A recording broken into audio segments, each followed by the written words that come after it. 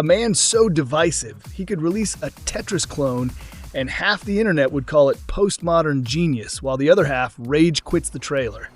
And now, he's back with Death Stranding 2, a sequel nobody asked for, but we're all weirdly curious about. But here's the thing. A recent interview with Edge magazine revealed something that made our eyebrows levitate into orbit. Apparently, test players like Death Stranding 2 too much. And Kojima wasn't thrilled. Yes, the man who made us deliver Amazon packages across a post-apocalyptic Iceland doesn't want universal praise. He wants division, discomfort, polarization. He wants his haters back. So let's unpack this beautiful mess together. The problem with Death Stranding 2. According to Kojima, the game was tested by players for 30 hours, not a typo, and the result was unanimous happiness. Players loved the new combat, the refined exploration, the streamlined upgrades, even the inventory mechanics. And Kojima's response? That's bad. Seriously. He basically said, if 100% of players like it, I've failed as an auteur. If I'm not upsetting at least 40% of people, it's not art, it's a Marvel movie. You can't make this up. Game designer or Chaos Gremlin? Let's be honest, Kojima thrives on the weird. He made you cry over a ladder in DS1. He turned cutscenes into podcasts. He made Metal Gear Solid 2 a fourth wall-breaking fever dream that was both revolutionary and totally confusing. So yeah, he doesn't want to be liked. He wants to be interpreted like a museum painting or a cryptic message from a fortune cookie that took ayahuasca. That's fine. We get it. The man loves cinema. He loves narrative control. But when he says he enjoys it more when 60% like it and 40% want to throw their PS5 out the window, that's a vibe, and not necessarily a good one. Too much praise? Broken radar? Here's the real kicker. The testers reportedly had no major complaints. They liked everything. And Kojima, being Kojima, now questions whether the testers were too nice. Fair question.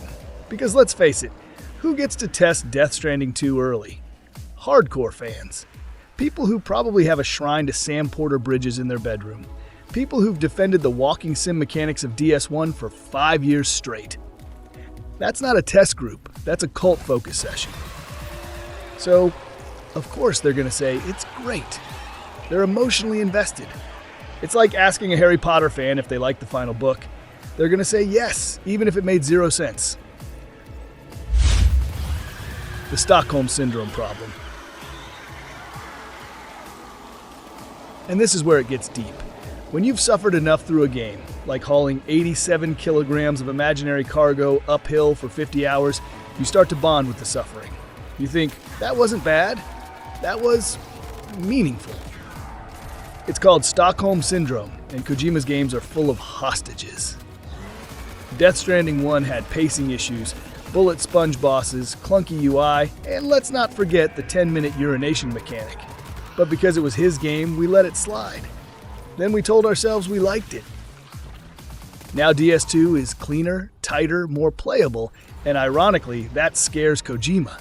Because if no one's confused, maybe he's not pushing boundaries anymore. Maybe he made a normal video game. And that's terrifying for a man like him.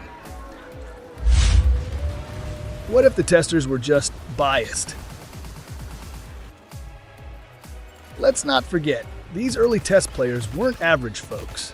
They were probably die-hard fans, media insiders, or Sony-adjacent developers. People who have a vested interest in saying nice things, or who just don't want to be the one to say, hey Hideo, this part sucks. Because criticizing Kojima on record is like telling Miyamoto mushrooms are dumb. So yeah, maybe the feedback was too clean, but maybe the problem isn't the game, maybe it's the feedback loop. And Kojima's finally feeling that disconnect. A sequel can't surprise like the first. Let's also be real, DS2 will never be as shocking as DS1. The original was pure chaos. Weird mechanics, emotional delivery boys, floating babies, and Mads Mikkelsen on maximum drama mode. It was a novelty, a risk, a meme. DS2? It's a sequel. It can refine, evolve, even correct its flaws. But it can't surprise the same way.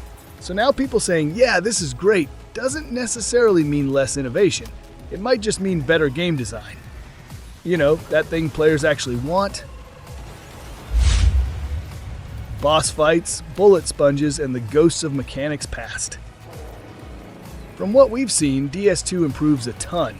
Better shooting, smarter inventory, smoother traversal, but some old sins seem to return.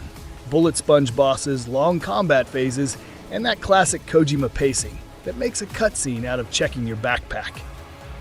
If those issues remain, we'll see the backlash he's so desperately craving.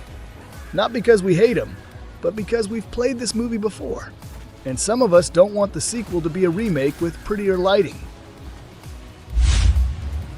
Conclusion: you can't manufacture criticism. Kojima wants to be polarizing. And that's valid. But you can't force the hate. It either happens organically, or it doesn't. And maybe DS2 is simply a better game. Maybe he nailed the improvements. Maybe it's time he got a win without second-guessing it. Or maybe, just maybe, the storm is coming, and it'll hit right after launch when non-fans drop their $70 and find out that, yep, it's still a walking sim with weird vibes and a cryptic plot. Then finally, he'll get his precious 40% outrage. So Kojima, buddy, if you're watching this, you'll get your hate. Don't worry. It's the internet. We criticize everything, especially when we love it. But if people genuinely like DS2, maybe just let them enjoy the win. And hey, give the game to people who didn't like DS1 next time. You want chaos? That'll give you chaos. Smash that like button if your BB is still crying. Drop a comment if you survived Death Stranding 1 without therapy. Subscribe to BitCrush, where we don't deliver packages, we deliver truth. One sarcastic take at a time.